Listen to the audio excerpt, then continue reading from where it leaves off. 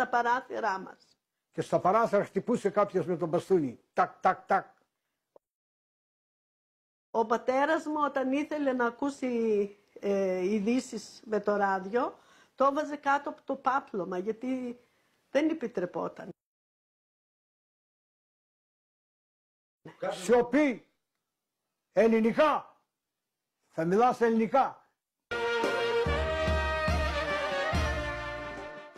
Κάθε πρωί που πήγαινα να μιλήσω, η κυρία Γιορδάνη, εγώ το κεφάλι. Τι είπαμε? Είπαμε κυρία εντάξει. Εντάξει. Με το εντάξει εκείνο λοιπόν έμαθα την ελληνική γλώσσα λοιπόν. Έτσι έμαθα την ελληνική γλώσσα. Εγώ και ήδη και τα αδέλφια μου ακόμα. Οι παππούδες μου, οι μανάδες μας δεν ξέρανε ούτε ένα ελληνικό. Δεν μιλούσαν. Και μετά άρχισαν να απογορεύουν τη γλώσσα μας.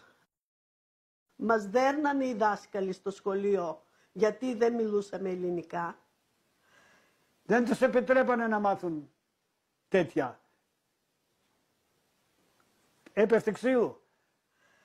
Οι μαμάδες μας, οι συγγενείς μας, όλους τους αναγκάσανε να πηγαίνουν νυχτερινό σχολείο.